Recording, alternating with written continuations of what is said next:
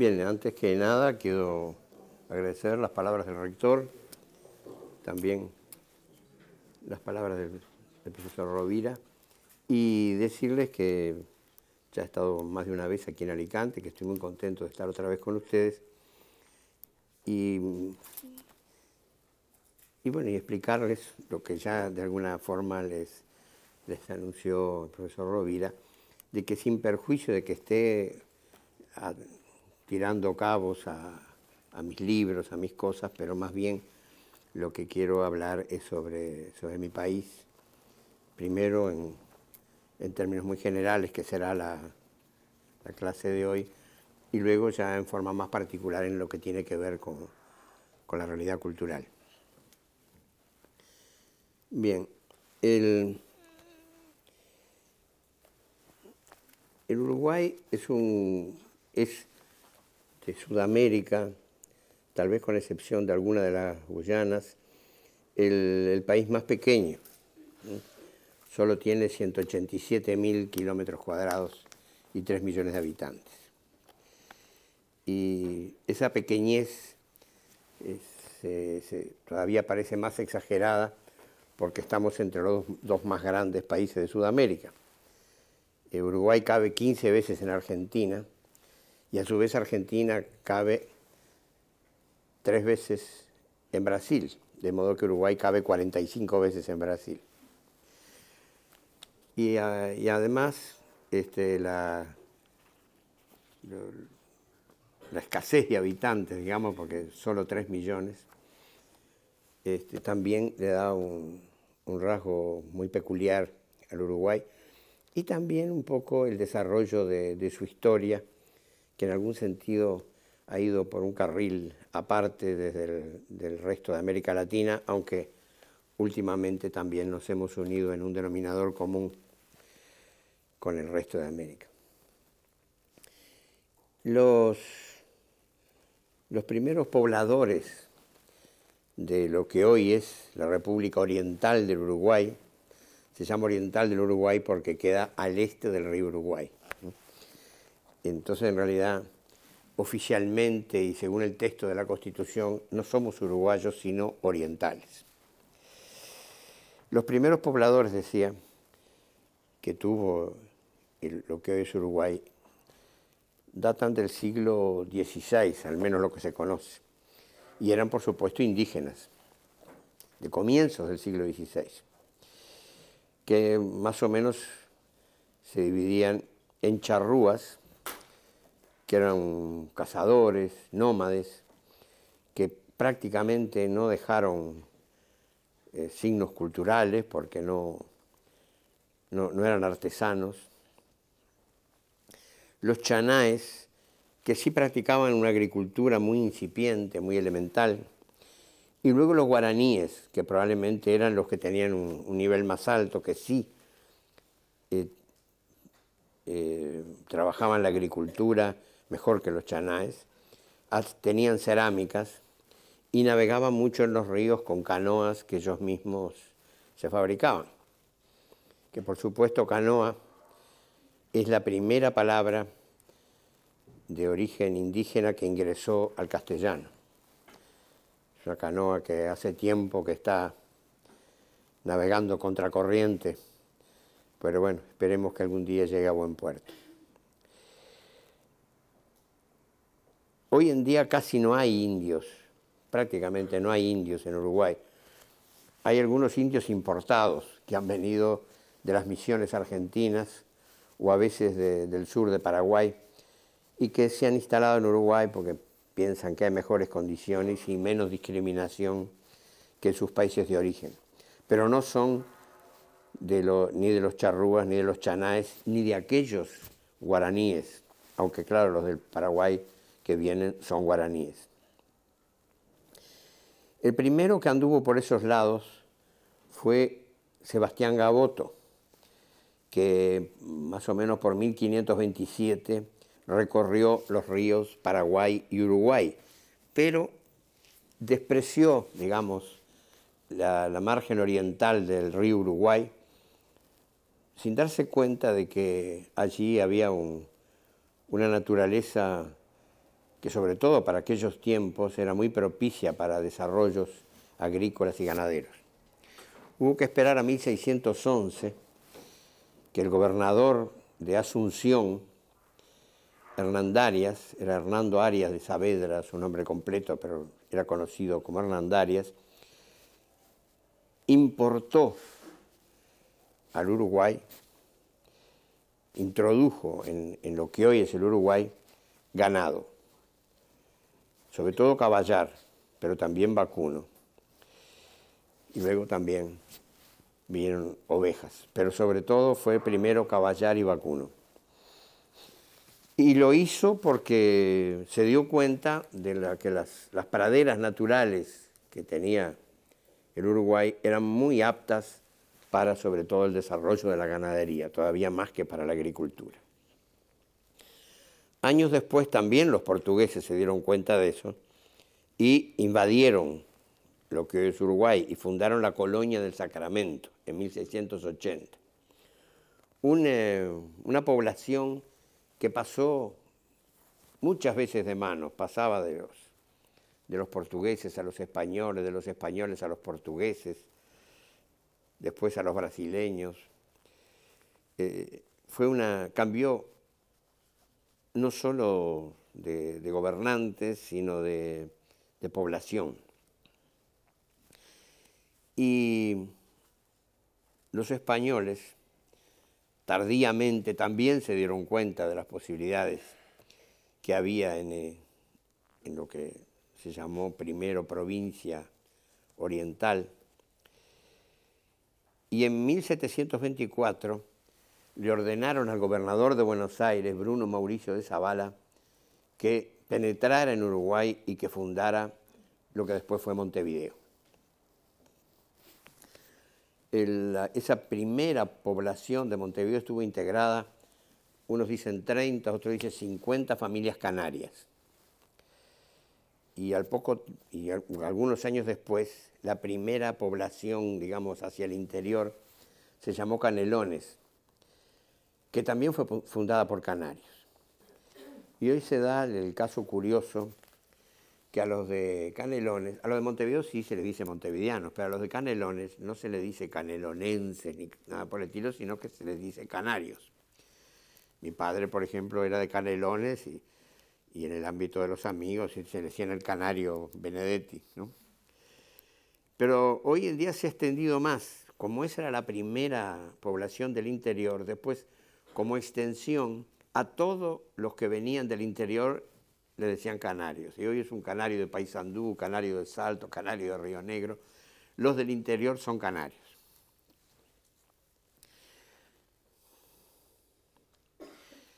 Hasta 1776, tanto Buenos Aires como Montevideo dependieron del virreinato de Perú, pero justamente en ese año se creó el virreinato del Río de la Plata.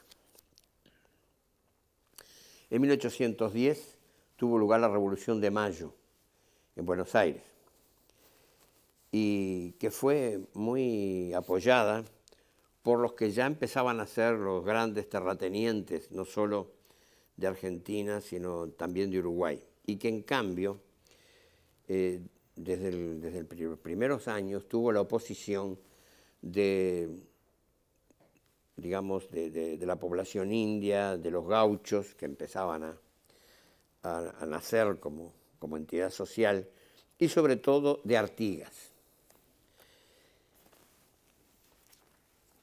Artigas, que es, digamos, un poco nuestro héroe nacional.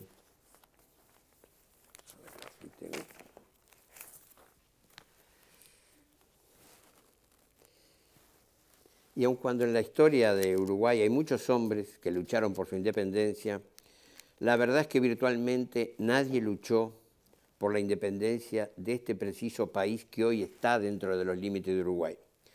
Concretamente Artigas, nuestro héroe, luchó por la independencia de las Provincias Unidas del Río de la Plata, que si bien comprendían lo que entonces era la Banda Oriental, así se llamaba, o Provincia Oriental después, que corresponde al Uruguay de hoy, también comprendía las provincias argentinas de Entre Ríos, Corrientes, Córdoba y Santa Fe, oponiéndose todos ellos con un sentido federalista a la Junta de Buenos Aires, que en ese momento estaba en manos de políticos que Artigas consideraba como perjudiciales para los intereses de nuestros pueblos. En toda esa etapa combativa de los primeros tiempos, Artigas fue el personaje más admirable, sin perjuicio de que haya otros, como Rivera, Lavalleja, Oribe, pero estos tienen zonas que a veces son un poco sombrías. Todos ellos eran la primera generación de criollos, hijos de españoles, por supuesto, y Artigas fue militar del ejército español, del ejército colonial. Artigas es un personaje muy puro para nosotros. Es un poco como para los cubanos José Martí. O sea, un personaje en el que no hay una sola tacha que hacerle en todo su historial. En cambio, en Rivera, Lavalleja, Oribe, hay algunas tachas, sin perjuicio de que promedialmente sean personajes positivos de nuestra historia. Artigas, entre algunos de sus adelantos ideológicos, dictó en 1815 lo que se llamó el Reglamento Provisorio, en el cual 3 años, para que ustedes se ubiquen, ¿no? 3 años antes de que naciera Marx, hizo una reforma agraria, repartiéndoles tierras a los pequeños campesinos y estableciendo que los negros libres, indios, zambos y criollos pobres deberían ser los más privilegiados. Así decía en el Reglamento Provisorio. Paradójicamente, un síntoma de que fue progresista esa reforma agraria que dictó Artigas, que fue la primera reforma agraria que se hizo en toda América, es que a pesar de ser ensalzado en todas las escuelas como el héroe nacional, nunca, bajo ningún gobierno, ni blanco ni colorado, la dirección de Catastro reconoció a esos campesinos los títulos de propiedad de la tierra que aquel héroe nacional les había otorgado. Nunca esa gente ni sus descendientes consiguieron el reconocimiento catastral. Esto es síntoma también de la hipocresía con que se maneja el culto a los personajes históricos, algo que no se restringe a mi país, sino que ha pasado con muchos otros países de América Latina. Por ejemplo, últimamente hemos tenido oportunidad de analizar todo lo que tuvo relación con el Congreso Anfictiónico y lo que Bolívar quería del mismo, y cómo el imperialismo y las oligarquías criollas siempre han tratado de hacernos creer que Bolívar quería un panamericanismo, cuando en realidad aspiraba a una unidad latinoamericana sin los Estados Unidos.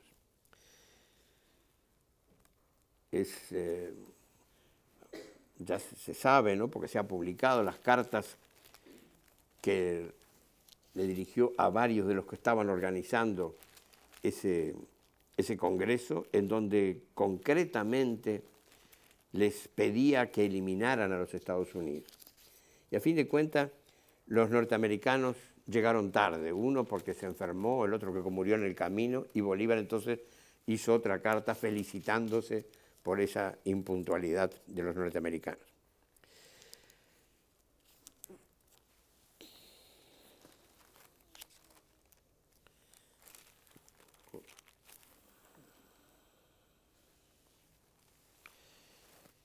En 1816 se produjo ya una invasión portuguesa mucho más fuerte y bien organizada. Y fue poco antes, 7 años antes, de que Brasil se declarara independiente. Y Uruguay, que entonces perteneció a ese territorio, fue la llamada provincia cisplatina. Pero 5 años más tarde, en 1828, se produjo la independencia de Uruguay, que no fue conseguida por Artigas, ¿no?, sino por un lord inglés, Lord Ponsonby, que hasta tiene una calle en Montevideo.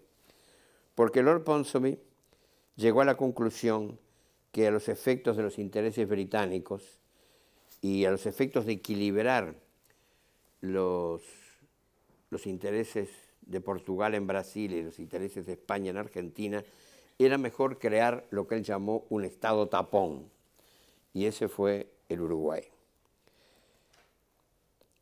En medio de eso se produjeron grandes guerras civiles. Los blancos contra los colorados, ya en el Uruguay independiente.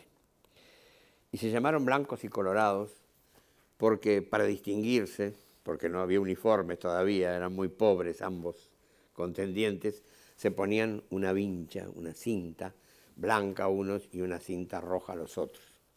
Y por eso eran los blancos y los colorados, que todavía hoy son los llamados dos partidos tradicionales de mi país.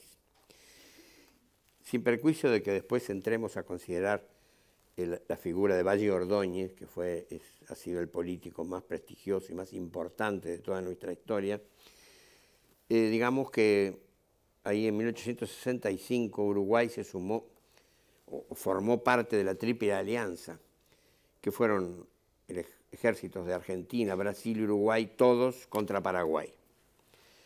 Fue una guerra francamente vergonzosa contra un país pequeño como era Paraguay, poco más grande que Uruguay, pero no mucho. Todo por intereses económicos de los colonialismos, que aunque estos países ya eran independientes, estaban bajo el dominio, sobre todo en ese momento, de los británicos. Paraguay, con motivo de esa guerra, casi se quedó sin hombres. Murió tantos hombres murieron en esa guerra, que las mujeres pasaron a ser una mayoría apabullante dentro del país. En 1870 vino el primer dictador en Uruguay, que fue el coronel Latorre, y que, cediendo a las presiones de los ganaderos, fue el que inauguró las alambradas, que hasta ese momento no estaban separados, no estaban limitados los grandes campos, las grandes estancias, como se dice allá. Y entonces resolvió que todas esas grandes propiedades, todos esos grandes campos se alambraran. Eso dejó a los gauchos, que eran criollos con un poco de sangre india y sangre española también, los dejó un poco al margen de la vida nacional, porque ya no podían andar así a campo traviesa como habían andado antes.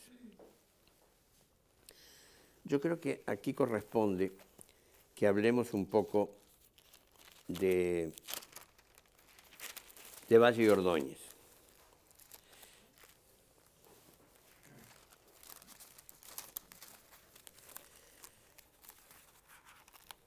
José Valle Ordóñez, que viene por su apellido de familia catalanas, es una figura que domina medio siglo de la política uruguaya. Nació en 1856 y murió en 1929. Fue una de las figuras, de los políticos más queridos por la población en general. Yo todavía recuerdo, cuando murió, yo tenía 8 años, recuerdo a mi padre llorando a mares. Fue la única vez que lo vi llorar así. Y recuerdo también el sepelio, que fue medio pueblo detrás de la carroza fúnebre. De modo que era un tipo verdaderamente popular. Era un hombre grandísimo, enorme, una especie de gran mueble, una especie de armario. Y debe reconocerse que su afán por socializar, por institucionalizar la vida política de Uruguay, le dio una normalidad al país, sin perjuicio de señalar que durante los casi 100 años de gobierno del Partido Colorado tuvo mucha importancia, a los efectos de la paz interna que reinó en el país, el desarrollo de guerras en el lejano exterior.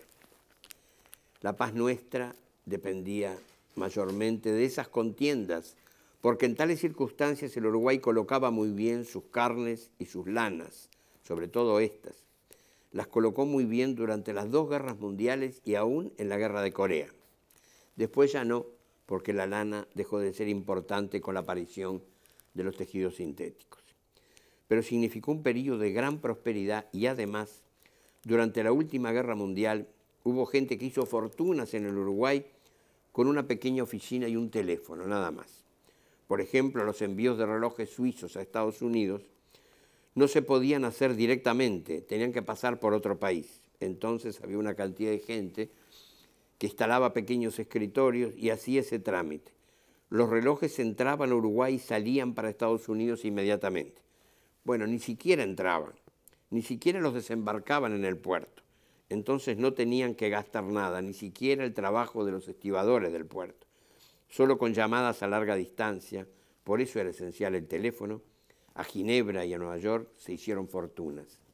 Las guerras siempre dieron origen a una cantidad de negocios que, si bien eran legales, eran también irregulares.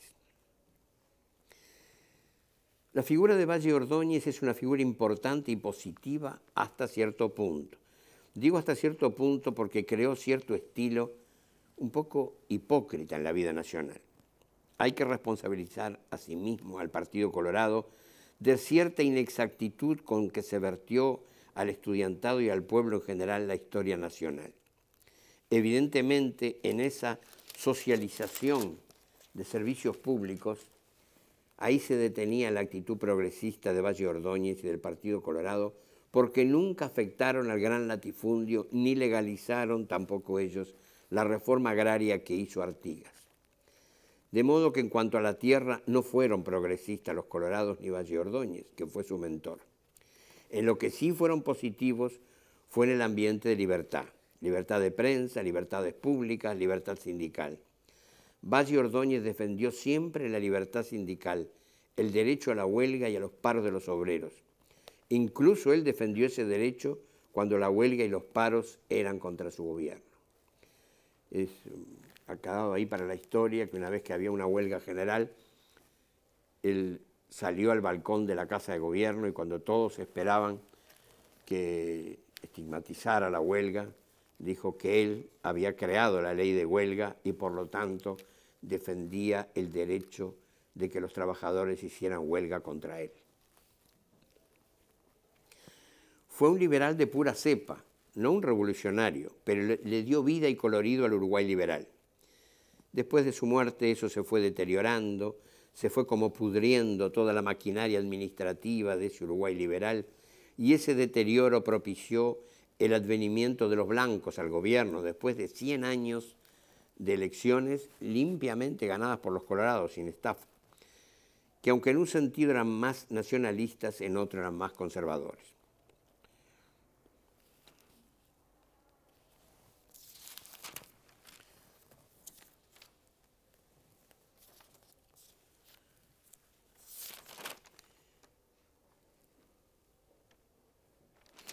Yo creo que es muy importante aquí señalar otra figura, que es la de José Pedro Varela.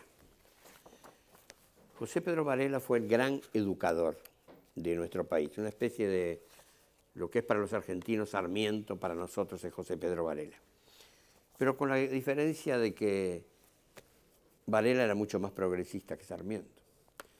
Sarmiento, por ejemplo, siempre defendió que había que traer muchos europeos a América del Sur para purificar la raza, para mejorar la raza, ¿no? En cambio, Artigas fue un defensor de los indios hasta último momento, cuando huyó ya derrotado a Paraguay. Los que lo acompañaron hasta la frontera misma fueron los indios.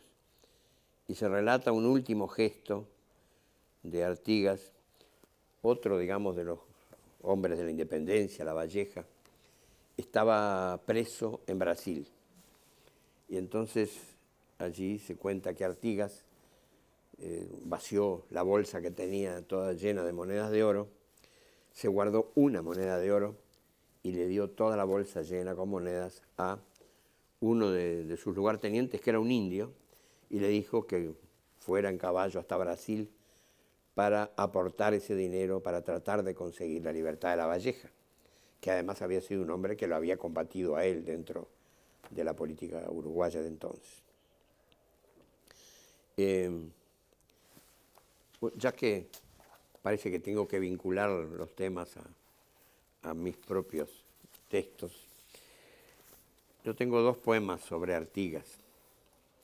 Uno que se llama simplemente Artigas y que dice así: se las arregló para ser contemporáneo de quienes nacieron medio siglo después de su muerte. Creó una justicia natural para negros, zambos, indios y criollos pobres. Tuvo pupila suficiente como para meterse en camisa de 11 varas y cojones como para no echarle la culpa a los otros. Así todo pudo articularnos un destino, inventó el éxodo, esa última y seca prerrogativa del albedrío.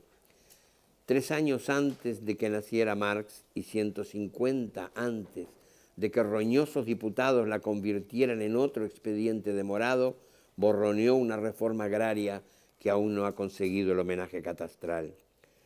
Lo abandonaron, lo etiquetaron, lo jodieron, pero no fue por eso que se quedó para siempre en tierra extraña. Por algo nadie quiere hurgar en su silencio de viejo firme. No fue tosco como Lavalleja, ni despótico como Oribe, ni astuto como Rivera. Fue sencillamente un tipo que caminó delante de su gente. Fue un profeta certero que no hizo públicas sus profecías, pero se amargó profundamente con ellas. ¿Acaso imaginó a los futurísimos chosnos de quienes inauguraban el paisito, esos gratuitos herederos que ni siquiera iban a tener la disculpa del coraje? Y claro, presintió el advenimiento de estos ministros alegóricos, estos conductores sin conducta, estos proxenetas del recelo, estos tapones de la historia. Y si decidió quedarse en Curuguatí, no fue por terco o por necio o resentido, sino como una forma penitente e insomne de instalarse en su bien ganado desconsuelo.